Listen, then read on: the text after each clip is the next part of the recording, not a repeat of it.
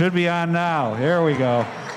Fantastic. Wow, I'm really enthused by the crowd we've gotten tonight, and everybody's masked and socially distanced as appropriate, so thank you for that. My name is Jack Santos, and as a member of the Friends of William Lloyd Garrison, let me welcome you all as friends of Garrison to the annual William Lloyd Garrison Lecture. And oh, by the way, happy birthday to William Lloyd Garrison. He was born 216 years ago today. We gather every year on his birthday to not only remember a great Newburyporter who had a major impact on the history of the United States, but to also remind us that many of the issues Garrison voiced concerns about throughout the 1800s are still affecting us today. Last year, we learned a lot about Garrison and his relationship with Harriet Tubman and her family. This year, our guest speaker, Eddie Carson from the Governor's Academy, whom we'll hear more about in a few minutes, will tell us about Garrison's influence on modern political thought. But before we get started, let me give some credit to a small troop of people that helped organize this. Known informally as the Friends of William Lloyd Garrison, they've come together over the past few years because of their interest in this one great man. Like Mary Ann McCauley, Richard Lodge, Rebecca Regnet, Bill Quigley, and Andrea Eigerman. And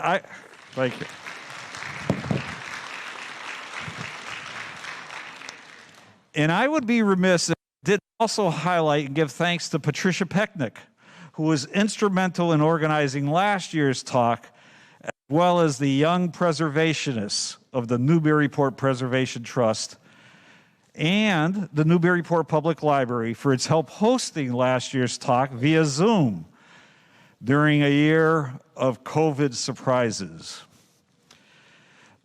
The Friends have supported the Preservation Trust effort to establish an informational sign, with 2 signs, about Garrison that will be placed in Garrison Gardens on School Street. And it'll be across from Garrison's birthplace, which was recently and beautifully reconstructed. These signs are funded by the Newburyport Bank and the City of Newburyport Community Preservation Fund. Watch for that installation in 2022, which, believe it or not, is only a few weeks from now. Please join me in a round of applause to this group of friends and all the neighbors in their efforts to keep William Lloyd Garrison's memory alive.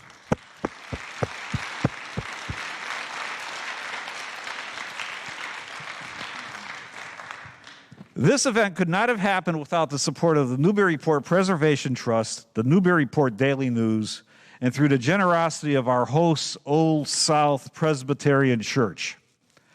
We're very fortunate to get a grant from the Massachusetts Humanities Bridge Street Fund, and we had much local support from organizations including the Museum of Old Newbury, Christine Malpica and Amesbury's Imagine Studios, and the City of Newburyport's Human Rights Commission, which is headed by Amir Ibrahim. Our evening will begin with a few words from Old South's Rev Scott Block, followed by an introduction to Eddie Carson by Richard Lodge of the Daily News. And then once Mr. Carson completes his lecture, Rebecca Regnet will open a question and answer session and bring us to a close. But our efforts don't end there. Anyone can be a friend of William Lloyd Garrison and help us organize next year's birthday party and lecture. Just send an email to garrisonlecture@porthistory.com. And don't worry if you didn't write that email address down, because we're recording this on YouTube and you'll be able to find it there and on our website. So contact us and be a friend of William Lloyd Garrison. So to begin the birthday festivities, join me in welcoming Reverend Scott Block.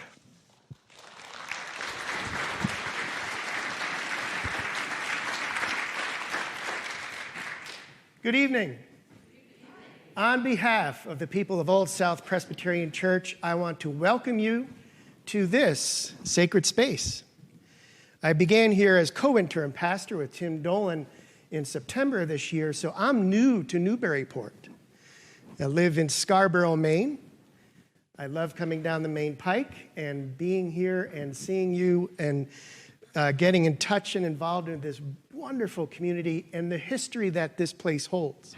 I get out of my car over there and I walk by the house here and see the plaque with some guy named William Lloyd Garrison. I'm like,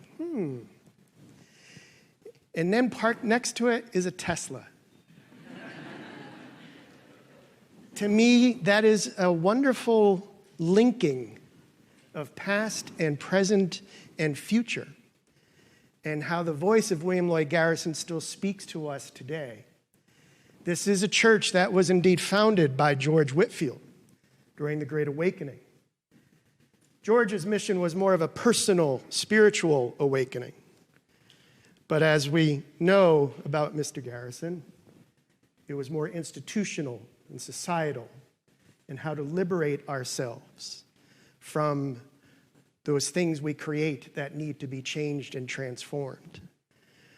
So we continue that here in our church and our congregation as well. How do we offer change and transformation, putting our faith into practice and moving that into the world to share God's love in new and wonderful ways. So I am so thankful that you are here with us. I have a lot to learn.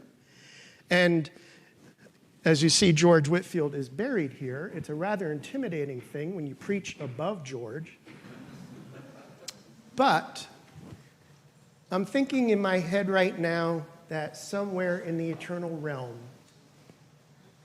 William Lloyd Garrison and George Whitefield are having a wonderful conversation on how things were shared and discussed. Indeed, George Whitefield's relationship with slavery was enigmatic at best.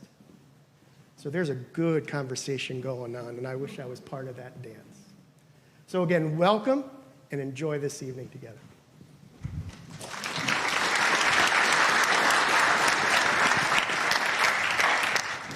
Thank you, Reverend. I won't ask if you can hear me because I think I can hear myself. I'm Richard Lodge from the Daily News, and I'm very glad to see everybody here tonight. And I'm also very honored to be here as the editor of the local newspaper. I won't say I'm following in William Lloyd Garrison's footsteps, but certainly following the tradition of publishing a newspaper in Newburyport. As Jack said, he was born right around the corner here in 1805. He worked as what was called a printer's devil, cleaning the ink off of type when he was a kid. And he worked at the Newburyport Herald, which was eventually evolved into the Daily News. And then he went on to found the Liberator in Boston and ran that for decades. So I'm here. I'll be brief. I'm going to introduce the speaker tonight. Edward Carson is the Dean of Multicultural Education at Governor's Academy. He currently teaches an honors seminar course in the history department on race, class, gender, and climate change.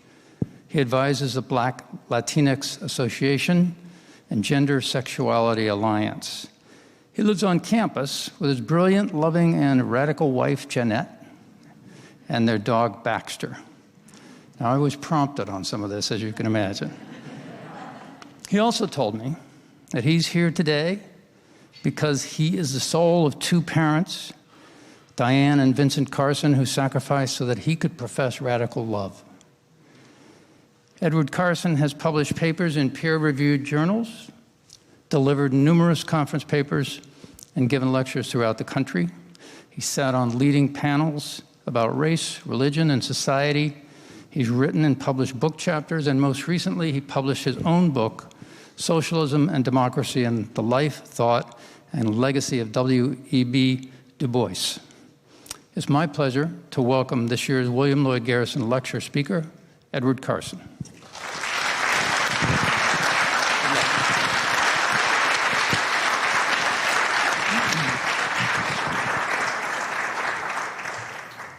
Good morning, brothers and sisters and non-binary folks. I'm excited to be up here. Can y'all hear me okay?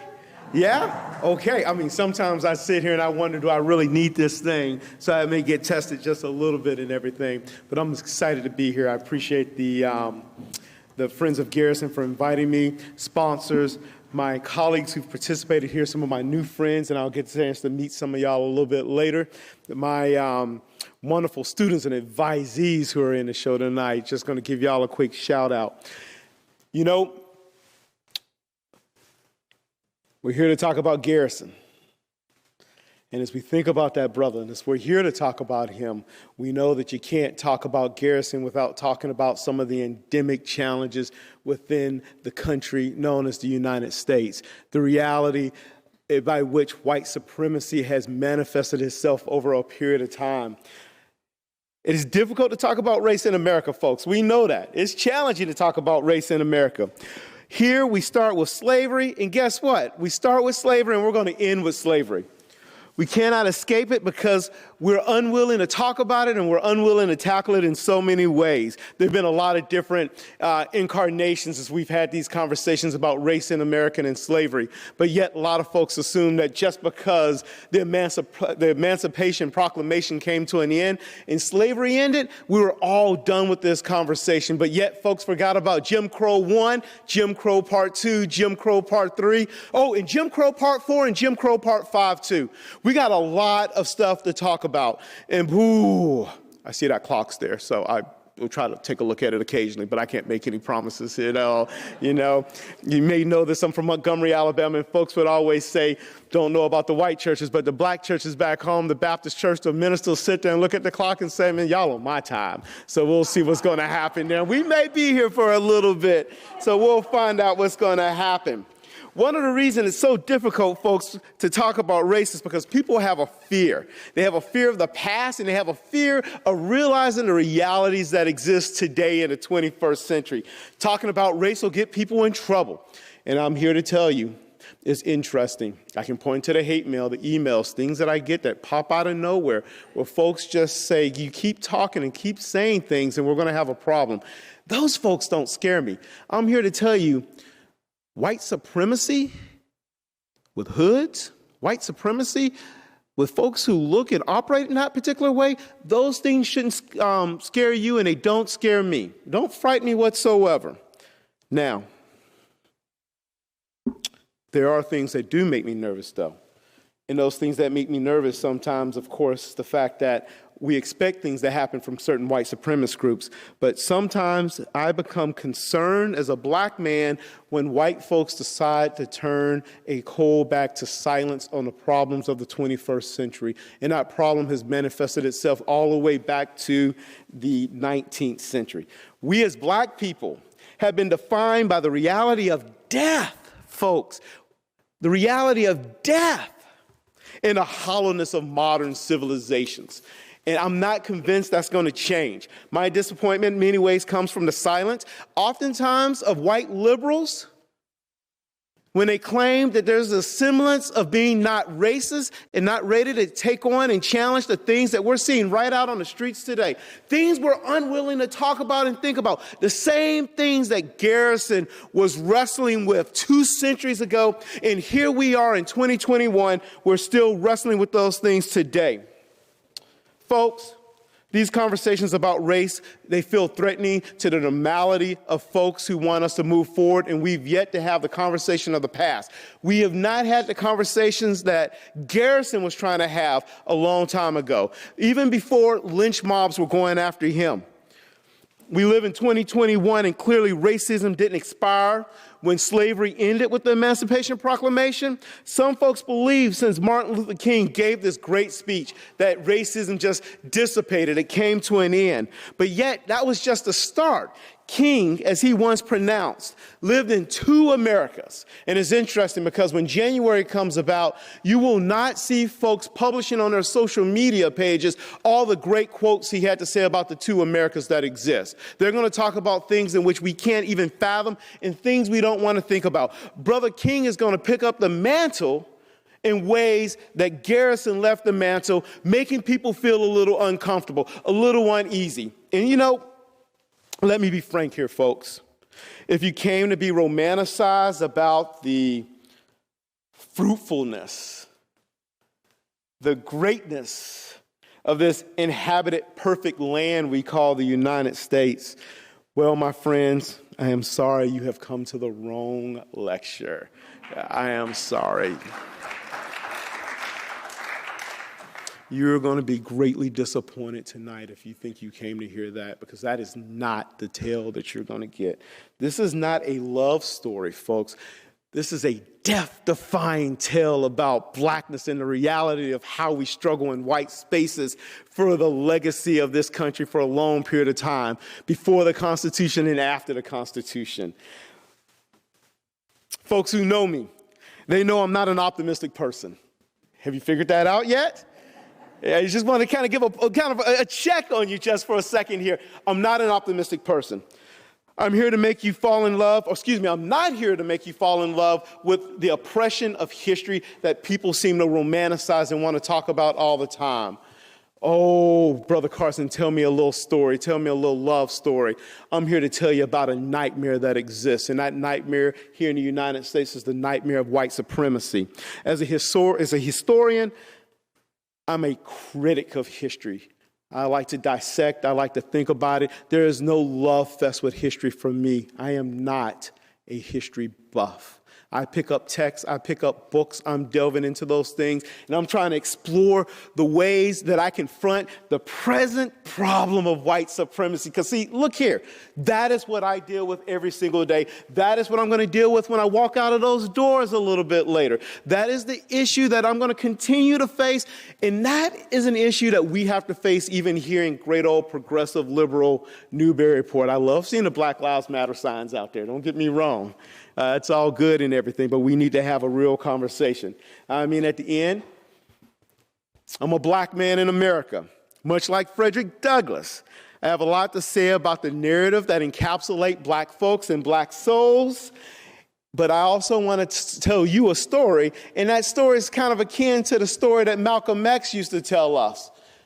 That story was titled, "Let Me Tell You About the American Nightmare." And you would have thought the American nightmare would have been solved by that radical white brother by the name of William Lloyd Garrison. So I do not want you to be confused about tonight. I am hopeful. I am hopeful. If I wasn't hopeful, I wouldn't be a Dean of Multicultural Education. I wouldn't be teaching my courses over at the Governors Academy. I wouldn't be talking to good old great folks who've kind of come out here tonight in many ways. I wouldn't be mentoring and loving on my advisees the way that I do, because they're going to really bring the change that needs to happen. But yet, as we talk about these things, right, the greatness of this amazing land, the perfectionists, the stories, the things that are happening, all these folks who are begging and driving and are trying to get here into this country, I'm oftentimes reminded that there was a radical brother in the 20th century by the name of Marcus Garvey. And Marcus Garvey organized and marched and led roughly 3 million black folks out of the country. Black folks were knocking on the door and saying, it is time to go, because see, what Garrison started and what we thought ended with the Civil War did not come to an end whatsoever. Black folks were living in an American nightmare at the time when Marcus Garvey came along and said, you know what? I know the American Colonization Society said we need to send black folks back to Africa. We need to get rid of them. This isn't their land. Garrison, that brother, pushing back on the American Colonization Society. But yet, by the time we get to the 1920s, Garvey's sitting there and saying, nothing has really changed in this land. Let's get on a boat. Let's head back home. Let's go somewhere else. The largest black movement within the history of this country. And why? Because they agreed with Alexis de Tocqueville. They could not conceive of a multiracial democracy taking place here in the United States. Black folks wanted to leave because they didn't think that a multiracial democracy was possible. In the last chapter of Alexis de Tocqueville's book, Democracy in America, the future conditions of the three races that inhabited the United States, he proclaimed that there will never be a multiracial democracy in this country And I'm convinced in many ways, right? Not to be a pessimist because, I'm a realist. I'm not optimistic that there's a narrative of truth that's there. All I have to do is pick up the paper. All I have to do is just observe some of the things that are happening. We go back to Brother King in 1965, and what do we see? The strides of 1965, the Voting Rights Act of 1965, starts to look a little like this. Every single day, folks. More and more and more. In redrawing district lines to push out black and brown folks who are engaged in the franchise of voting, it's looking a little bit more like this. I told you this was not a romanticized story tonight, but a death-defying tale that we got to say. And if I haven't made you upset or mad at me yet, that's okay. You just hang on there just a little bit longer. I'll get to that point. But I want you to hang in there because we've got to think about the challenges that radical and what some folks call fanatical brother named Garrison stated. Let me tell you about this story as we move towards Garrison here. Back on November the 8th, 2008, I remember sitting in my study, glued to the television set, watching the election. I think y'all know exactly what I'm talking about here, being super excited and everything. And as those election results came in, I was thrilled. The next morning, I woke up, went for a walk, came across this black man who was a little bit older than me, living back down south at the time in Texas. Been watching the news lately? Yeah, will not be moving back there anytime soon. As I was walking through that space, this brother walked past me and we looked at each other and I asked him the question. I said, "How are you doing this morning?" He looked at me in my eyes and said, "It's a fine day." And he repeated that 3 times. And we just looked at each other and kept walking because that's all we needed to say. And we understood what was taking place. The smile and the smile back. You see, electing a black man to the White House, it didn't even touch the tip of the iceberg, folks. Not even close. We hadn't reached the promised land. We thought we did, but we haven't. Henceforth, one of the reasons we're here today. We're here to talk about the challenges we've got to continue to address, the challenges that even William Lloyd Garrison was wrestling with, and that brother would be disappointed in some ways. All that work, all that effort, and here we are still seeing the elements and vestiges of white supremacy in place. Oh, the issues that we face, the ubiquitous matter of race in the United States. You see, almost 2 centuries ago, that prophetic agitator named William Lloyd Garrison professed that God would transform the United States in such a way that we would see Christian love. Brother Martin would call it radical love, something that I talk about quite a bit. A love that usurps hate, bigotry, oppression in all types of forms and fashions. Garrison's prophetic lens went so far as to proclaim that a black president, check this out, a black president would one day rule these United States. Garrison said that in the 19th century. Yeah, no wonder they thought he was a fanatic. I'm surprised they didn't lock him up at that point and throw away the key. Folks, I have a lot to say. But what I like to do is I want to focus on 3 things tonight as we move through this. It's a celebration. But the celebration is about having a nice little conversation about the realities of hard stuff. We're going to talk a little bit about Garrison's faith and how his faith transformed him into being a radical abolitionist and a crusader in a way to drive anti-racism. The second thing we're going to talk about is that brother's semblance of being a romantic and a part of the romantic period in the United States, and how his rational mind struggled with the ambiguity of the Enlightenment and the politics of that time, particularly how that was constructed under the Constitution. And then lastly, we're going to talk about that brother's relevancy, his impact, his legacy today. So let's delve into his faith a little bit. and how his faith transformed him. You know, Garrison was akin to Apostle Paul, who encountered Jesus on the road to Damascus.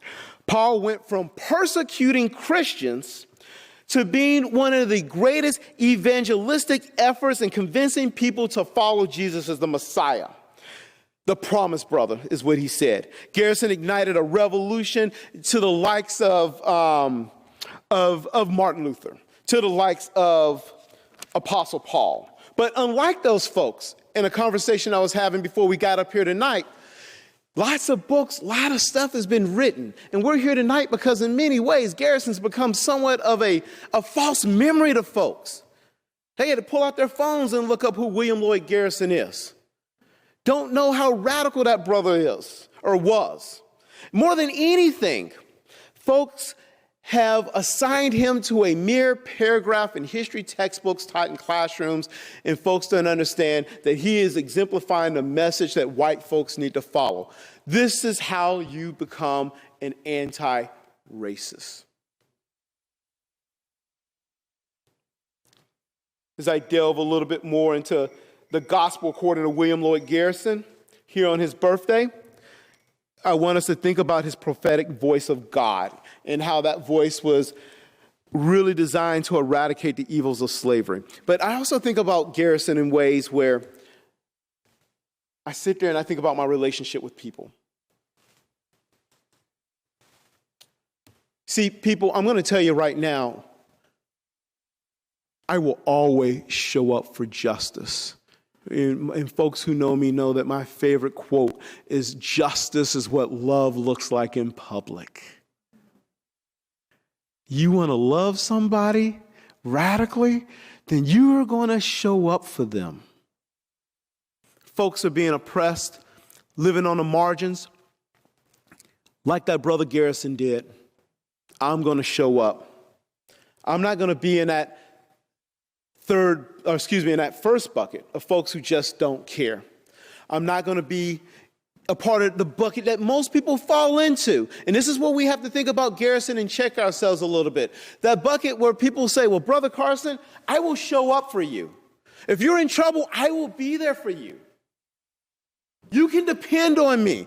I'm a radical white anti-racist, and I want to be there for the plight of black people when they're struggling. I will show up for you. I will show up for queer folks, for Muslims, for Jewish folks, women, people who are being oppressed. I will be there. And people will say that, and guess what will happen? You give them a call, and they don't answer that phone call. I like to tell folks...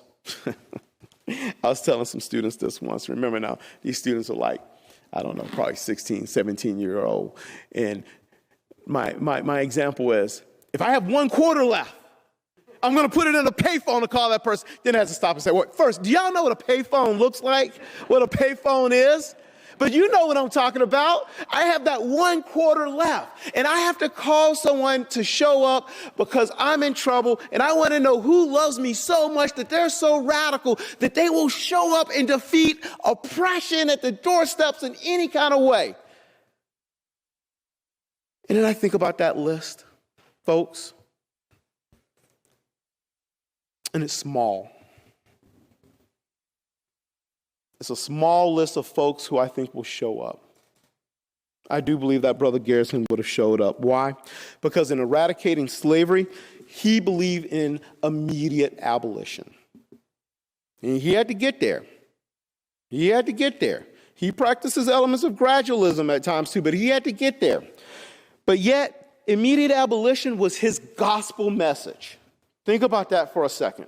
Brother living through his faith and through the message that he had. It arrived by way of his faith as a leader of the abolitionist movement that drove his sense of being an evangelical Christian to the ways in which he looked at sin not as a personal individual element, but something that was so grand and ubiquitous throughout society that it had to be cured. And the only way to cure such a disease was for him to be radical. Every single day, the brother had to be radical, showing up, not hiding out, not pretending, not thinking that this element doesn't exist. In effect, 19th century evangelicalism supported this reformist disposition. He valued personal freedom and personal liberty. He would greatly disagree in many ways with America's 20th, 21st century obsession with building grand statues of men of the Enlightenment, or I should say people of the Enlightenment, for whom we worship. I think back to that element when my wife and I went to D.C., and while they're visiting the Holocaust Museum, raise your hand if you've been there before in D.C. Powerful, isn't it, people? Walking through that space in D.C. and getting to the end. You remember the end with the shoes? Both of us just bawling our eyes out, crying, thinking about the pain and the suffering, and I'm thinking about that radical brother, Dietrich Bonhoeffer, for example, and wondering, where will the folks who are going to show up for injustice, show people what love looked like at a particular time, doing some of the things that people looked at that white brother Garrison and said, Garrison, brother, you're white. And when you're white, you don't have to do anything. You can be comfortable. You can sit back and sip on a little wine or bourbon or, oh, guess what? He was also part of the temperance movement too. So we would have to have that conversation a little bit later. So he wouldn't be doing that. But, why do that? You're set. Why even worry about it? And yet, my wife Jeanette and I, we cried. We were like, where were people? Where were people thinking about the souls of other folks here, folks? I sat there. I thought about when we were in my hometown of Montgomery, Alabama. And you go to the lynching memorial. And in the lynching memorial, as you go into the space, they have these like tombs. And as you go closer, they elevate. And what it feels like are bodies being lynched above you. Then you start reading the stories that are similar to that of Emmett Till, 14-year-old boy from South Chicago down in Mississippi, and you're asking, why did they have to shoot the brother, drag him, and dump him into a river? Because he whistled at a white woman? Are you kidding me? Or lynching someone just because they crossed the street, or they got water out of the fountain that didn't say colored only. And then we wept and we were sad. We looked around spaces and we thought about things like, where were folks at? Where were my white co-conspirators, the white allies? Where were the people like Garrison when all of this was happening? Through tears, as we both cried through that, thinking about it, that anger kind of setting in once we thought about it. And we just wondered. We found ourselves worshiping people who were not social justice, radical, loving folks. Before we left D.C., we went to visit Jefferson's memorial, and we told him that he is no God. D.C. is nothing but another Athenian city full of temples worshiping false prophets. Worshiping.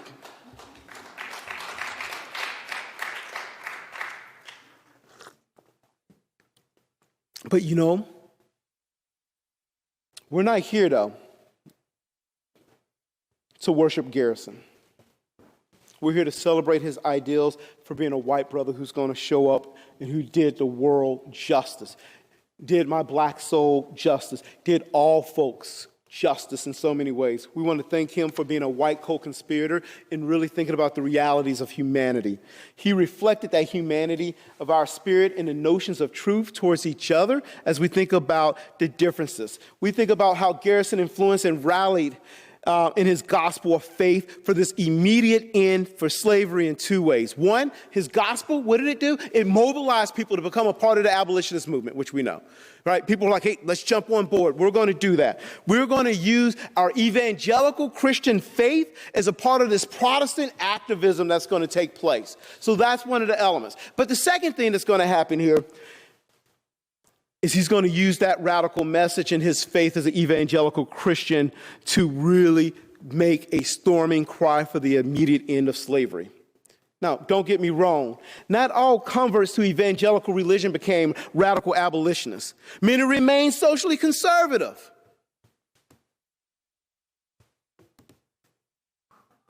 Focusing on personal and individual sin and not the things they need to focus on.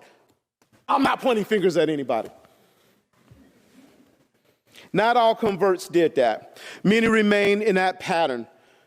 For them and a majority of evangelical Christians, such as Charles Finney and Lyman Beecher, evangelical revivalism was the primary reform. They weren't worried about the plight of women in their struggles, nor were they worried about the problem and the sins and the challenges of slavery, in which you can take a human being by which God created and said you are defined as property and you're inferior, and I can treat you like I treat anything else that's not of value or worth to me. They viewed sin from the lens of individual behavior and preached only about matters of the soul. There were no cries about social and political evils. In their eyes, slavery was not about the soul, people. It was not a personal sin. And thus, abolition was secondary to the moral and spiritual reformation that needed to happen. There was no integrity there whatsoever. And that has been a conflict among black and white evangelicals for a long period of time. And that's even true today. Whites spend their time discussing the soul and not addressing social justice matters, as Garrison once did. Now, I don't know about folks' faith background or anything like that, and I'm making that grand statement, but I think about some radical white folks who are evangelicals, and they're still trying to raise that message. Jim Wallace, being one of those folks. Rachel Evans, that dear sister who passed away not too long ago, who was talking about the challenges and the problems within the white evangelical community in the absence of white people standing up for justice the way they needed to. Using the Gospels of Christ as a symbol of anti-racism, Garrison moved folks to follow his radical message of emancipation from then to the issues today. And the way we do it today is how we think about the conversations that need to happen. Often we hear folks saying things like, well, come on, Brother Carson, be patient. All this shouting and getting people worked up and trying to move folks. People need their time and their space. Meet them where they are.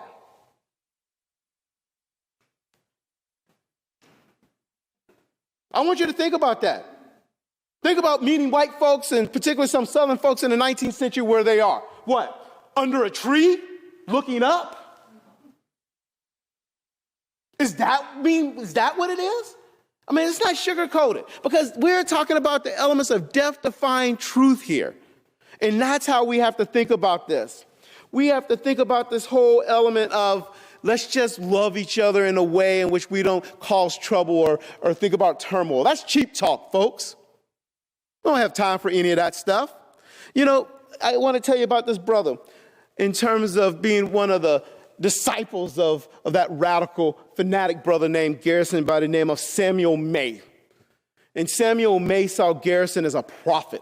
He sat there and watched him speak, watch him put his white body into spaces that endangered him, and quickly became one of his 12 disciples, particularly after witnessing his talk of his own incarceration down in Baltimore, and how after Garrison was incarcerated, he went through this moment in which he felt the soul that Apostle Paul probably felt when he was in prison in Rome, and he wrote his prison epistles, where he came out saying, I want to be a more radical brother for the souls of black folks. I've got to do this because I believe in my faith. I believe in radical love in such a way, and those are the things that are going to happen. But Garrison professed in many ways to his own co-conspirators, and I like co-conspirators here, folks. I quote, "Justice has been denied to me in a single instance. How ought it to aflame for 2 million as valuable and immortal souls who are crushed beneath the iron car of despotism? Oh, that my countrymen might feel as keenly for black skin as much as they love their white skin. Can they move beyond that? Can they see my love without just dismissing me because of the color of my skin? I continue to be fascinated by how he took biblical injunctions seriously enough to incur the wrath of clergymen. And he pressed the claims of the American Revolutionary Creed with an insistence that put him at odds with so many folks. We're not here to be popular, folks.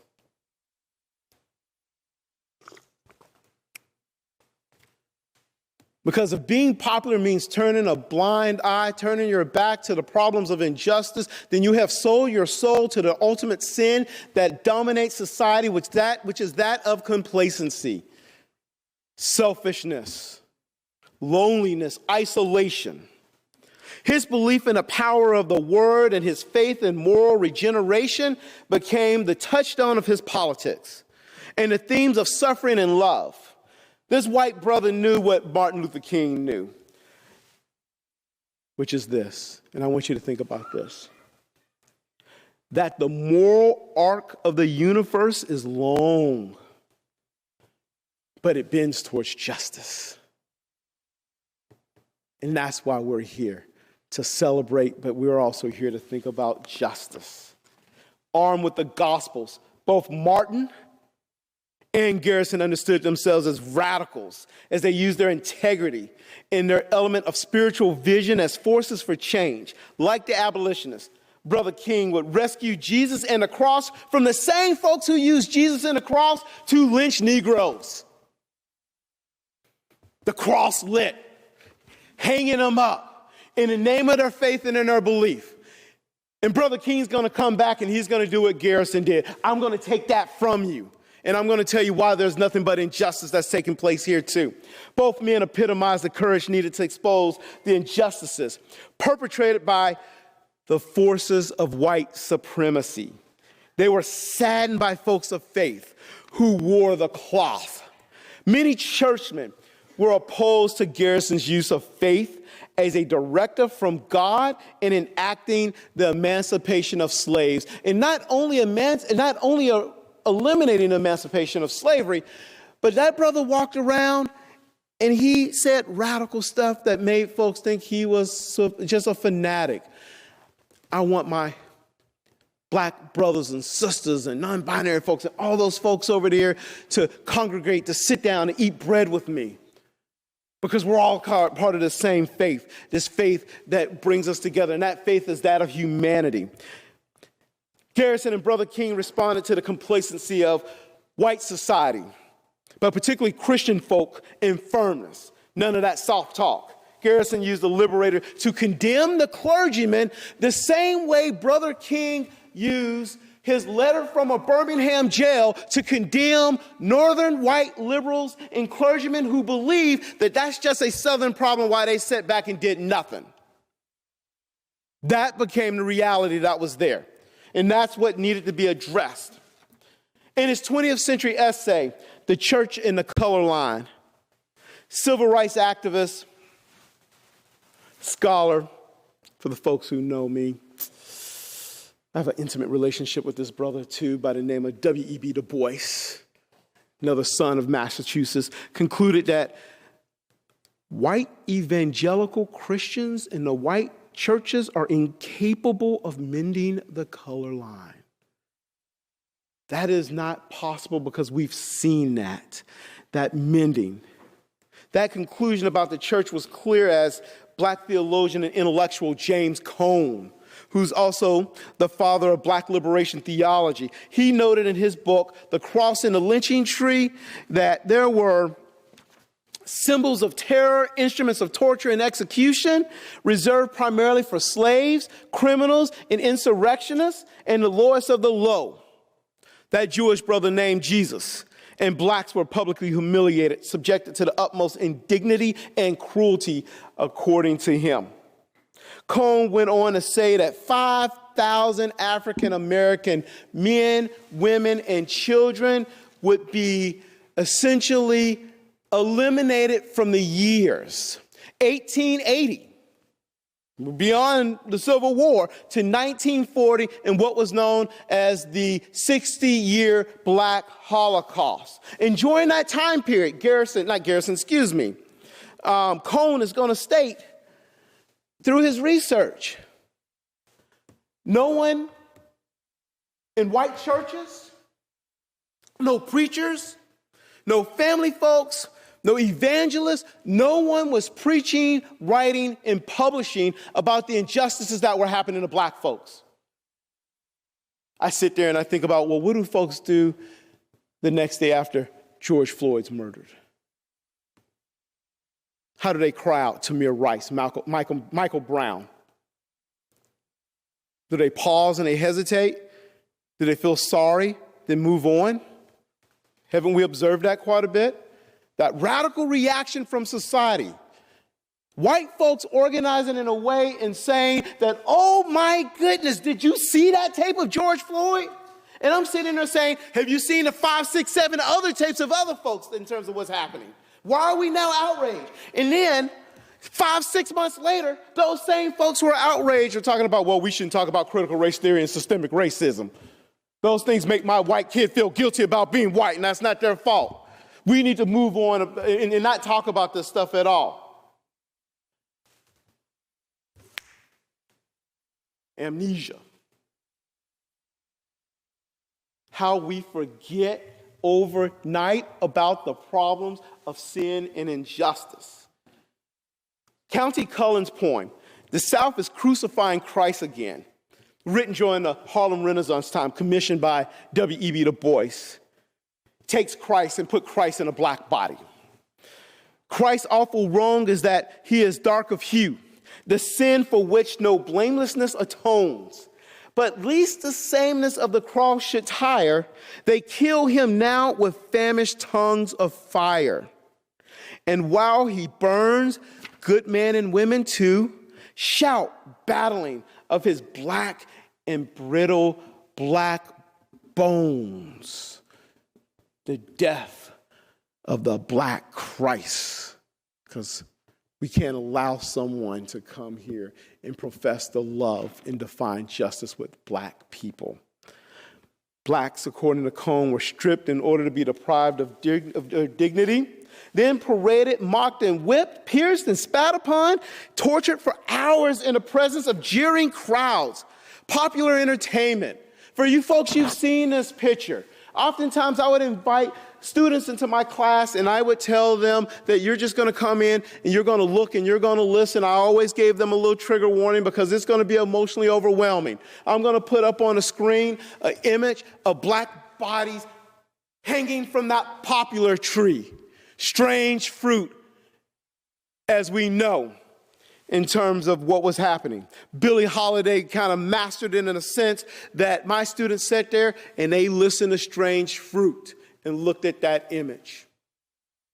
And I wanted them to sit with that for a second and think about the suffering and the pain that existed in so many ways.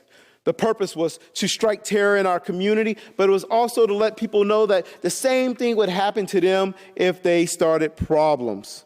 You see, Garrison's radical transformation was clearly defined by this tone that black folks are feeling, in which they are constantly under siege during slavery, Jim Crow,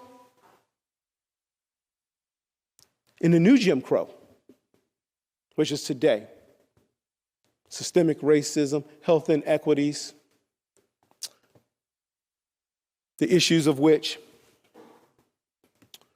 black people are struggling to even navigate through white spaces.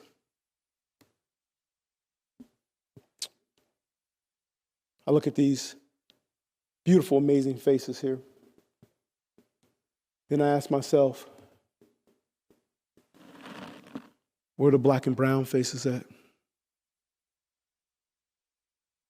Do they not congregate this space in Newburyport? Are folks radical enough to find a way to make sure that we can diversify this community to look and exist in a way that Garrison would want? That's your challenge right there.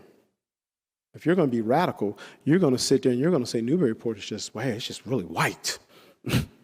And I know it is because, look, when I go for a walk down here, people like fall all over themselves looking at me, coming up and asking me questions.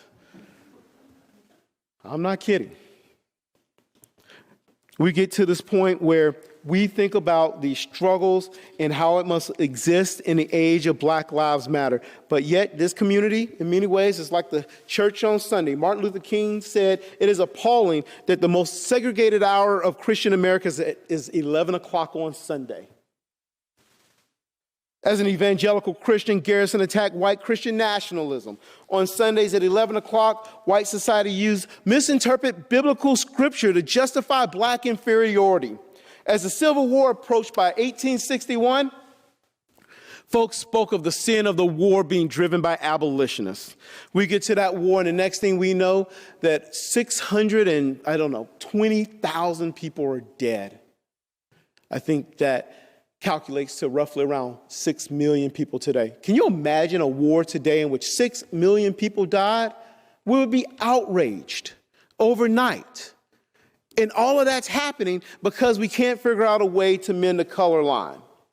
As we think about this sister named Kristen Dumez's book, Jesus and John Wayne, she explores white evangelicals not only being corrupted by faith, but during the 21st century, they were divided in a way that's driving people of different races in different directions. And that's the thing that we have to address. This element of white evangelical Protestants, that transformation today that looks greatly different from that transformation that Garrison thought about too.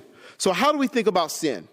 Garrison believed that slavery was a national sin in which Northern and Southerners were complicit. But that sin really came over into the political discourse. And that political discourse really brings us to him being this romantic in how he thought about society. Folks too often talk about civility, politeness, not challenging the status quo and keeping silent because that is what genteel folks do. But society needs disruptors. Society needs agitators. Society needs more folks like Garrison. Society needs more white people like Garrison. More white people like Garrison who are willing to put aside and surrender their comforts and normality of whiteness in a way that exposes the grand wrongs and evils and injustices that exist within society. I'm not just talking about Montgomery, Alabama either. Let's bring it right here and home in many ways too. You know, that brother started being an agitator on July 4th, 1829. Right, even before he went to this moment where he transformed himself in a way in which Apostle Paul did. When he stated, while preaching at the Park Street Church, that the American Colonization Society is committing acts of sins and injustice, and the thing that's really driving that sin and that injustice was the Constitution of the United States.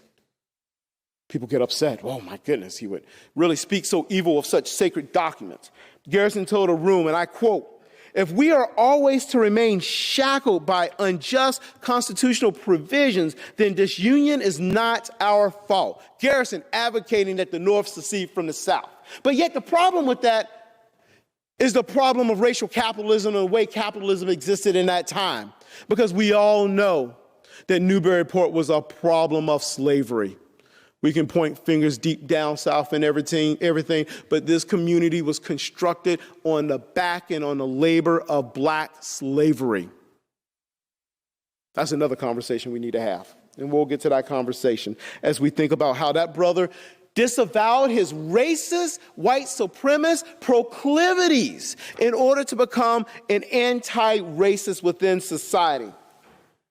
You know, he repudiated his past behaviors and sins, and he noted, I quote, "I seized this opportunity to make a full and unequivocal recantation and thus publicly ask God, society, and my country to pardon my wrongdoing. I can't believe there was a time in life in which I thought sending black people back to Africa was the best thing to do. Passing myself as a pretender. Passing myself as someone who likes black people, who cares about society and the country, but yet manifesting white supremacy actions. And yet his transformation allowed that to change in so many ways. But yet, while he had some admirations for the Declaration of Independence, he struggled with the Constitution. He struggled with it because he saw it as a compact, dripping with blood. The United States Constitution was nothing but a bloodbath document filled with blood that soaked it so much, and that blood was the blood of Negroes who were engulfed in the sins of this country. He demanded disunion. But in driving at disunion, oftentimes I think about the challenges when we think about race and Garrison and the Constitution. The fact that Richard Hofstadter is a historian. I'm a huge fan. I'm a particularly big fan of his book, The American Political Tradition. And in there, he has an opening chapter titled Founding Fathers. It's a chapter that I used to encourage my students to read. Well, okay, that's a lie. I made them read it. And in there, Richard Hofstadter talked about the Founding Fathers in ways that was so prophetic and so true. The fact that they were instruments who created a document of elitism. They feared democratic ideas because they feared that if democracy actually took root among the discontent and oppressed people, their wealth and their property would be under attack and in a lot of trouble. Keeping poor white folks who didn't have property from voting.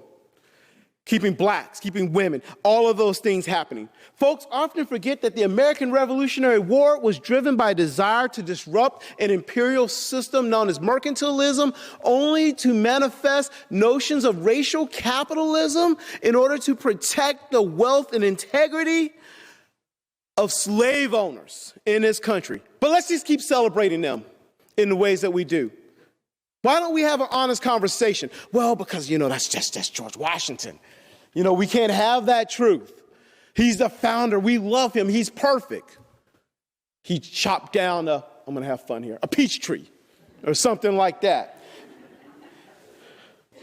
Garrison understood the manifestation of racial capitalism because he understood that this is a document that was designed to prevent mobocracy. And to prevent mobocracy is to keep the marginalized folks silent. The worst thing that can happen in a racist white supremacy society is when you bring a bunch of folks from different races together and they become aware of their own humanity. And then they start to organize because they understand what radical love looks like.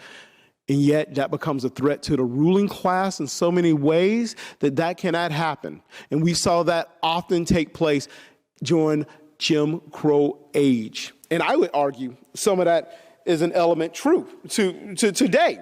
We think about, people going after Garrison. Nat Turner, they blame that on Garrison. Went through Virginia killing, hundreds of white folks. Garrison would keep silent in a way that not upset and anger nor justify violence. But yet one of the things that Nat Turner would do is he did it in a way that Garrison said, this is what happens when we don't solve the problem of race and slavery. He would disagree with that quite a bit too. But that will lead to the Revolution of 65 and the challenges of that revolution. It would really bring us to the point where Douglass and Garrison are going to be in contention over the document, over the Constitution, as Douglass is going to move himself to saying that the Constitution is not a document for slavery. The two brothers would disagree, but they would find a way to come back together and find some semblance of truth as they looked to find ways to drive change that needed to happen.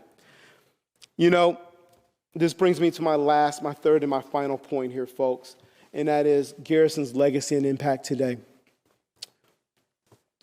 Garrison's agitation against the Constitution recalled the Protestant reformers and the politics of the Hebrew prophets.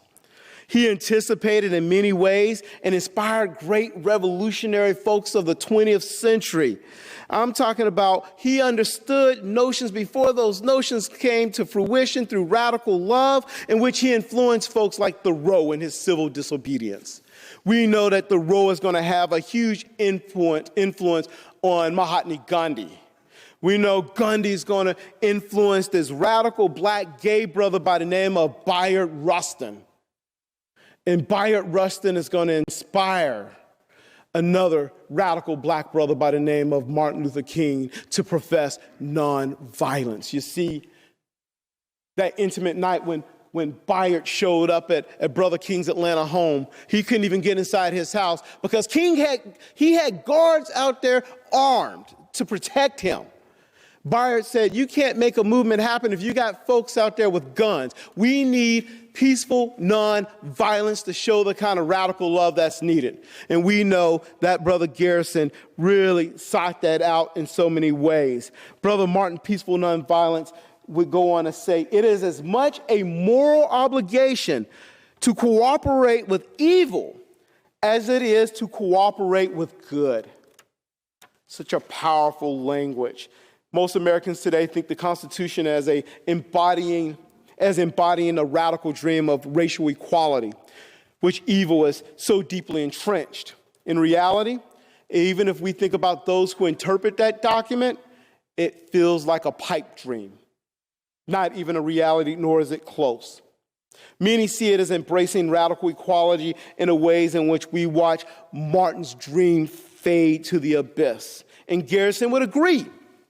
Think about it. In order for people of color, queer folk, and women to have a legitimate voice in this country, black folks, brown folks, immigrants, queer folks to have a legitimate voice in this country, we've had to depend on legislation or the courts to say that you're invited. And all other folks were already in as they wrestled with that. When we point this out, we're accused of identity politics or being radical. And if you're Garrison, being a radical and a fanatic. The United States was constructed on the notion that all people are created equal, but we know that to be somewhat of a falsity. Why? Women were denied the right to vote. And after obtaining a franchise, black women would still need 45 more years before they could vote. Same-sex couples would need another 50 years before they had justice in this country. Garrison exemplified rare positions that many white men avoid, which is putting their identity on the front lines of battle in order to bring about changes that's there. You know, I want to embarrass my brilliant and awesome colleague who's here tonight, excellent historian and history teacher Bill Quigley. And one of the things that we talk about is that how do we fully delve into conversations of thinking about differences in a way in which we can embrace the interpretation of the narrative by which other people come to the table. And that's the hard thing. And we've had that conversation on a number of occasions. I've come to wholly believe that here in the 21st century, we would be outraged by the injustices of a government that does not want to see us manifest that love.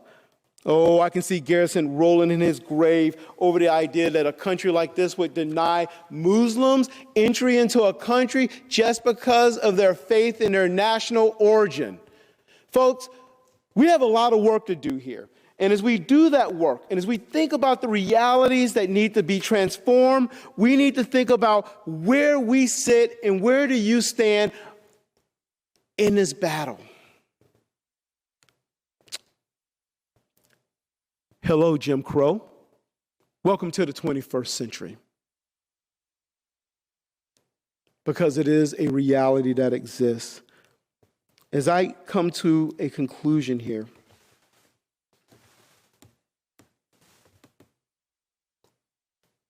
we think about how Garrison's faith made him radical, how his ambition and drive to welcome all folks into the spaces that exist. I'm talking to primarily white folks here. And I have a message for white folks.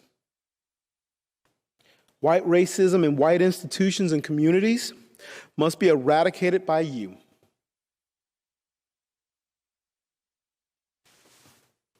What do you want me to do, folks?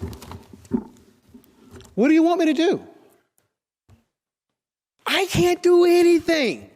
I need you to stand up. I need you to march out of here. I need you to destroy those vestiges that Garrison worked so hard to destroy. I can't do that as an oppressed, marginalized person within a racist, white supremacist land. Your whiteness, your privilege allows those things to happen. In fact, white racism is the primary responsibility of white people. It's the primary responsibility of Garrison, not Brother King, not Malcolm, not Marcus Garvey, not W.E.B. Du Bois, not Harriet Tubman. White supremacy today has convinced white people, good white liberals, white people with their Black Lives Matter signs outside, that the reality of systemic and structural racism in this country is not as bad as it seems. A fact that policing, health inequities, wealth disparities do exist. I think back to the Boston Spotlight series. Average white household wealth and income in Boston is $250,000 a year for a white family. For a black family, $8. Yes, absolutely. Absolutely. The total wealth income in the Boston area is $250,000. And for black folks, when we think about wealth, home ownership, all of those things, debt, all of the problems with credit lending and all of those things that have happened to black folks, it is $8. And until white people start taking a look at those injustices that have manifested Jim Crow in different ways, then the legacy of Garrison is lost. We can't get caught up in talking about things like the problem of critical race theory and how it makes me feel bad when they're just talking about the statistical realities of truth in which I just presented to you. I don't need white folks to feel guilty about being white. No one should feel guilty. I need white folks to be radical. I need white folks to love me so much and love the souls of black folks that they see injustices across this country that people think we've seen the reincarnation of Brother Garrison again. That's what I need from white folks. That is what I need from you who are sitting in this space. As we think about states that are moving to dismiss conversations, saying that you can't call the KKK a terrorist group, you can't teach certain documents by Brother King because we're here to protect the integrity of whiteness, I need white folks to raise their eyebrows and say, we have a problem, and I will not tolerate that problem. Part of the legacy, folks, of Garrison is us talking about white fears. Those fears have not subsided here in the 21st century. Some folks believe that now is one of the worst times to engage in conversations about race. Too political. We're too divided. I disagree. We need to talk about it even more. White allies have and can continue to play a significant role.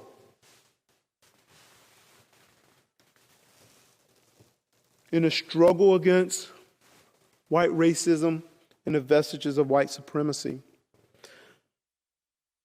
Black autonomy and leadership, while there, may not be sufficient. And you need to be a partner in that journey in bringing this change. But an even more important task for white America is to examine yourself. Examine your relationships. Examine your institutions. Examine your communities. Examine your society. And ask yourself, am I just mailing it in? Am I just comfortable? Am I just okay with the status quo in terms of things that are happening? I don't see people that look like Eddie around here. That's not my problem. Oh, it's just fun to talk about those problems and live into the grand realities of a textbook. Or are you going to raise up and be radical activists? See,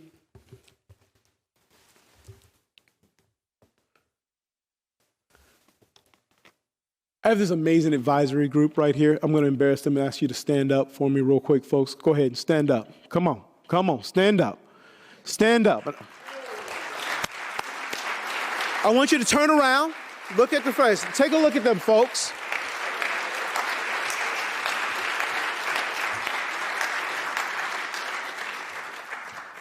Thank you.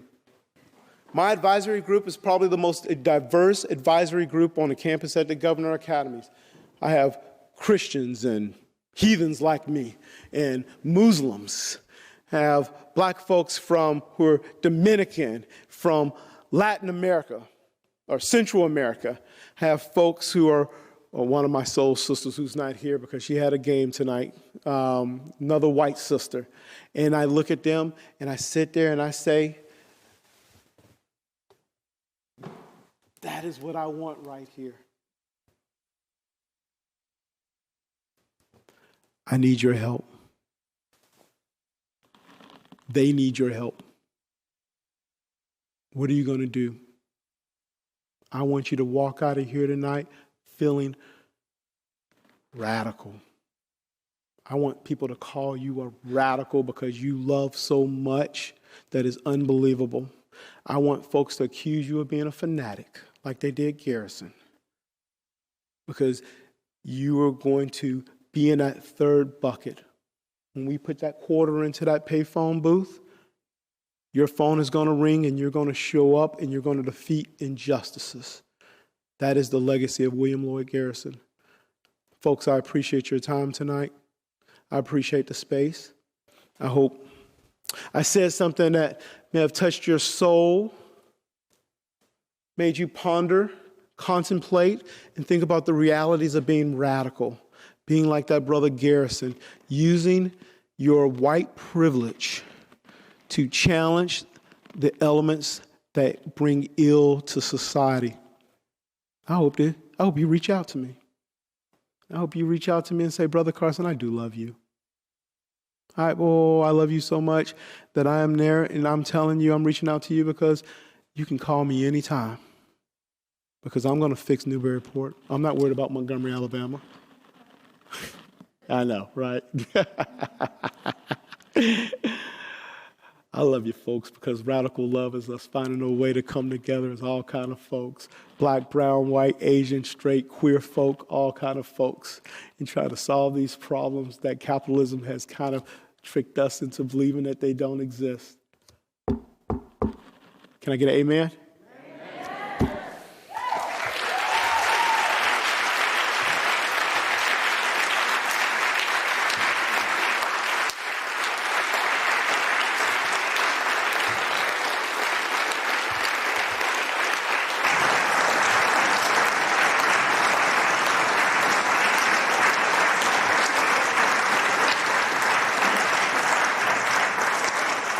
I want to ask my friend and soul sister Deborah Owen to come up, and we're going to embrace an element of radical love before we go to a Q&A, and we're going to hear this amazing sister sing what I believe is one of the most beautiful Christian songs by Wilberforce, who talked about his sins and how William Wilberforce, moved away from the sins and asked God for forgiveness and an apology to do that.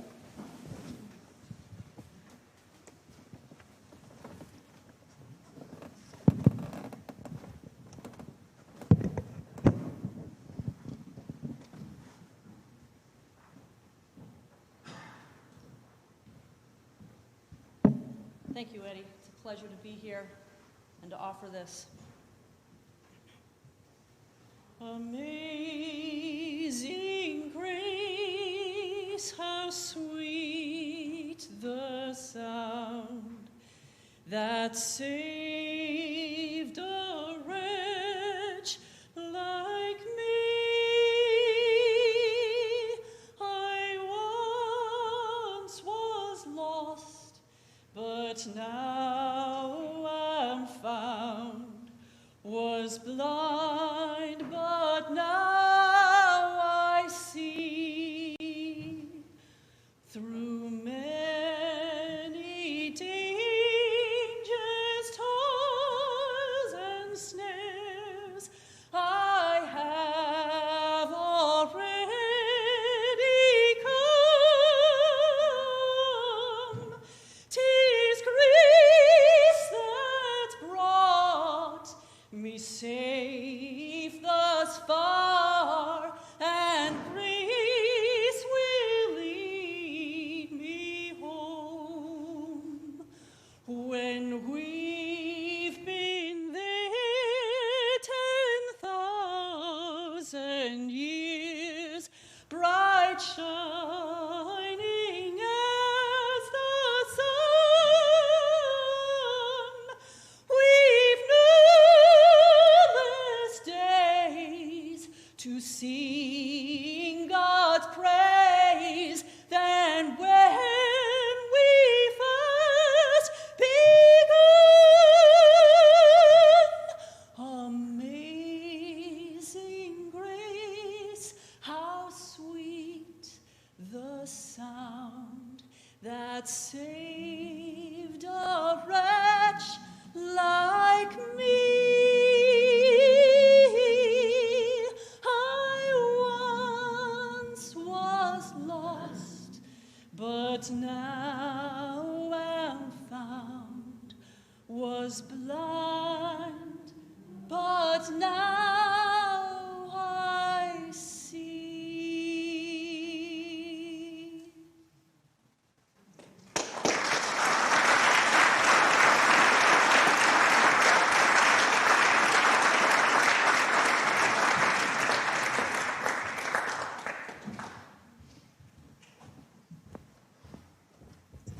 Eddie, will you take a few questions? I promise not to be as long-winded this time. Well, let's see if anyone has questions. Anyone? Great. Thank you. Ed, thank you very much for tonight. It's very humbling. Very humbling tonight. Sorry about that. To hear the story. I have a question about moral courage. Yes. It seems like we're called upon tonight by you to exert our own personal moral courage in light of what you just hope we share as we go forward. When free and fair elections are being challenged by political scenes, and especially in Georgia, where is the moral courage today, and how can we feel better about living in society where we just really question, is moral courage even possible anymore in the light of the situation? So please address that. Yeah, I appreciate that question. That's a wonderful question. When we talk about moral courage, we have to start with outrage.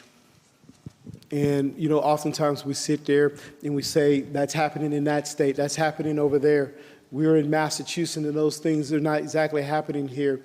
But yet our voices have to be used, and we need people to hear us as someone such as yourself pointing to the fact that there were people. I had my mother on my podcast recently, Race Matters. And she was there talking about her time growing up in the Deep South, the Jim Crow South. And we talked about all the sacrifices and the struggles people made in order to be able to cast the vote, to do that. And as we had that conversation, I wrestled with the fact that folks want to dismiss black, brown, white, all kind of folks of different races who died and who sacrifices so that black souls and bodies could have the right to vote, to participate in a participatory democracy. And in order for that to happen, people have to be loud in a sense of outrage. The fact that what's going on now reminds me of what I said earlier, and that is that I'm a second-class citizen in a country I don't belong to. My silence and not having the right to vote and share my thoughts and my concerns is being politicized in a way to advantage one group over another. We got to talk about it, you know? I mean, Massachusetts is not perfect, folks. We have to figure out what are the things we need to wrestle with here. It's not Georgia. It's not some of the things that's going on there. But, I mean, have you seen what's going on in New Hampshire lately? Right across the border. Good. Anyone else? Question? Yeah. Here you go. Thank you for being here, first of all. I really appreciate that.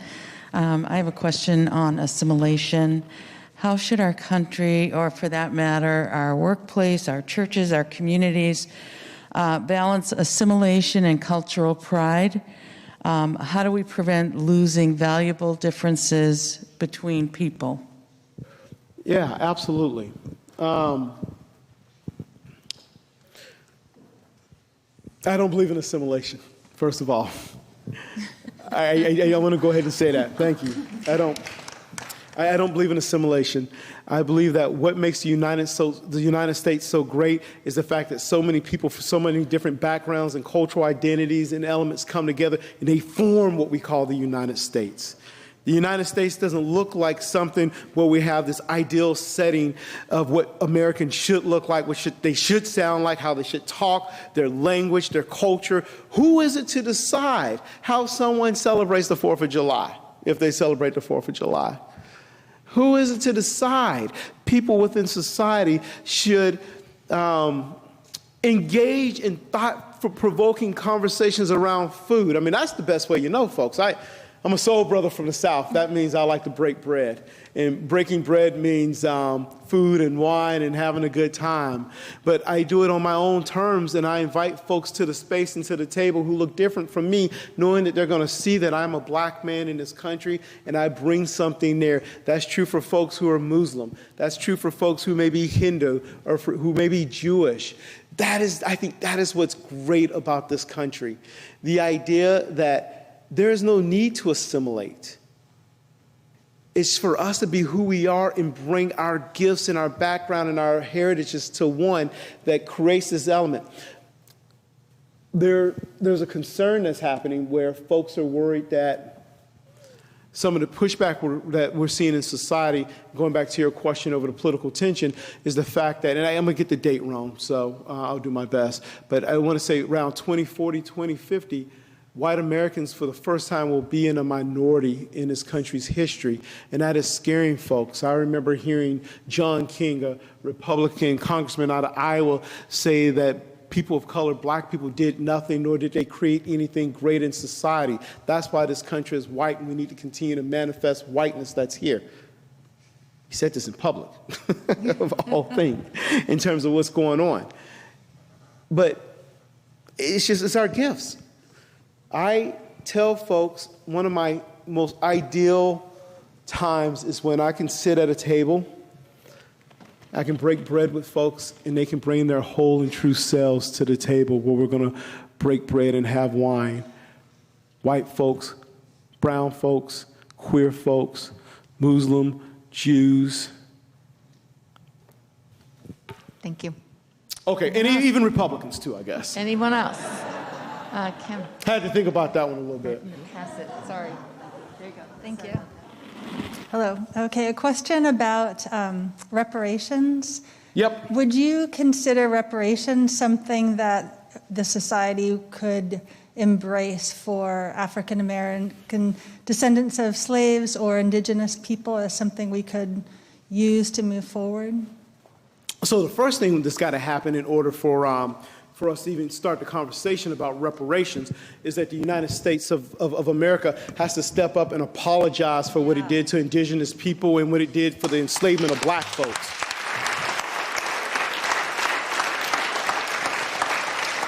This government has never apologized to black folks nor indigenous folks for what it has done to us. It has never. So that's the first thing that's got to happen. I want an apology. Then the second thing that we have to do, and people have the wrong idea of reparations in writing a check and mailing it to folks. Why don't we start in the community of Newburyport, where we're thinking about a center for the study of African slaves and indigenous folks as a form of reparation. We're educating people to understand our past sins. That's the kind of reparations we need to have right there.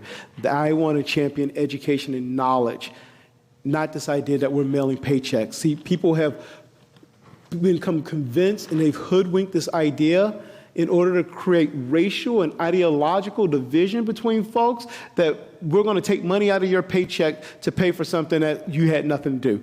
That's not what reparations is about. I'd love to see something happen here in Newburyport. I'm just saying, just going to throw that out at you. Thank you. Anyone else? Oh, let's see. I'm going to, will you hand it? Thank you. Sure. Do I have to turn it on? No, there we go. Hi. I've been very fortunate to visit Selma not once but twice. And one thing I wanted to say to everyone is that Selma is much more than the Edmund Pettus Bridge.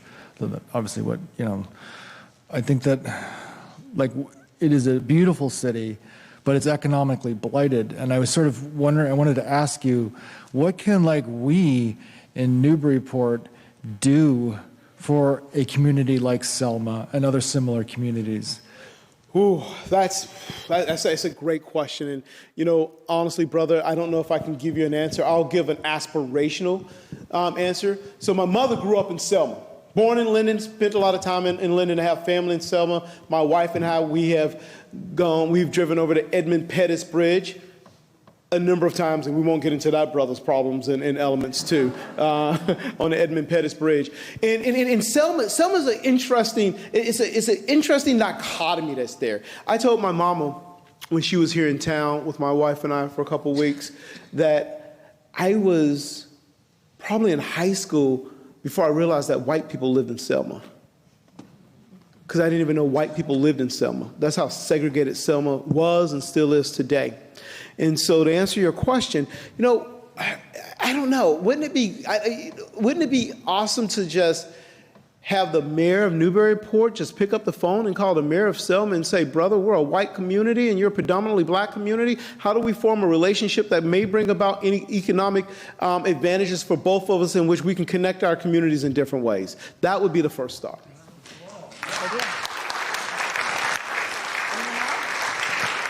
We have time for one more question. Anyone else? Oh, we got one right here. I can hear you far away.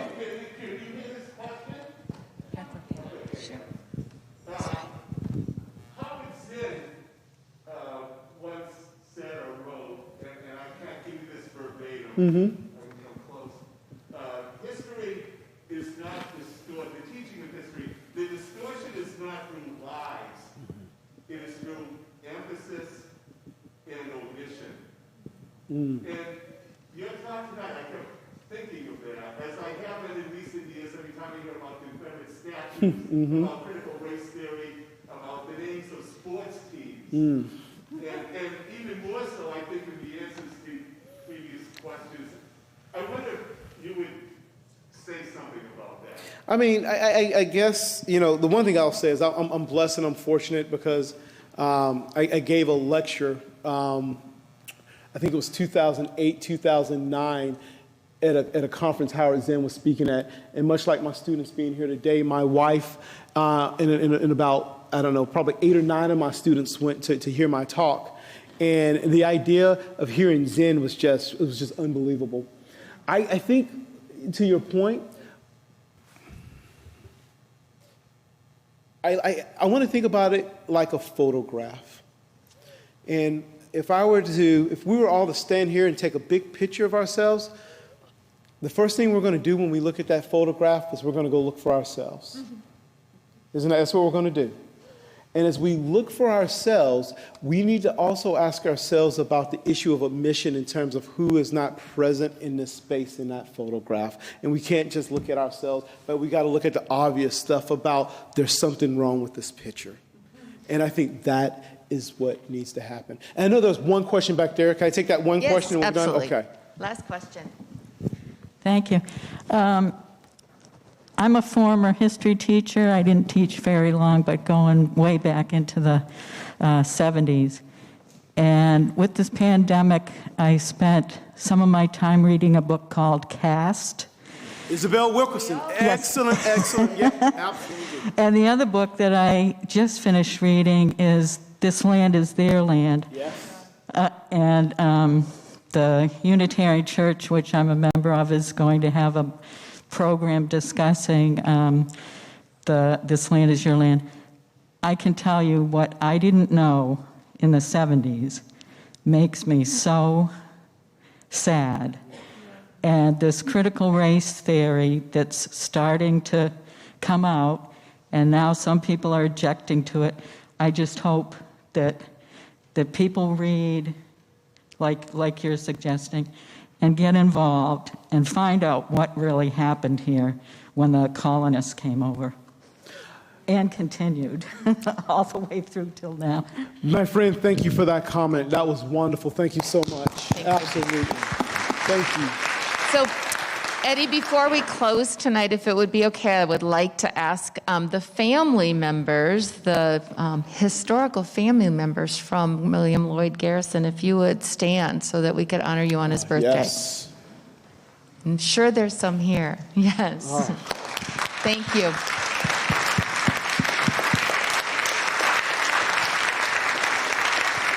Thank you so much. We'd also like to ask the family members if you would join us for a few moments in the reception hall afterwards as well. Thank you much. Eddie, thank you so much. We appreciate you being here this evening. Folks, I really appreciate your time. I love you a lot. I'm hard on white folks. It's okay. I'm sorry, by the way. No,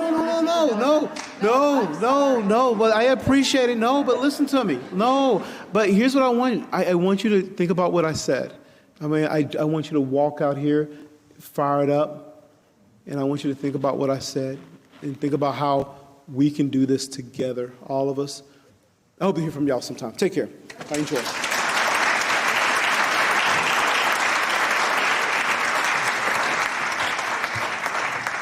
Thank you, my friend. Nicely done.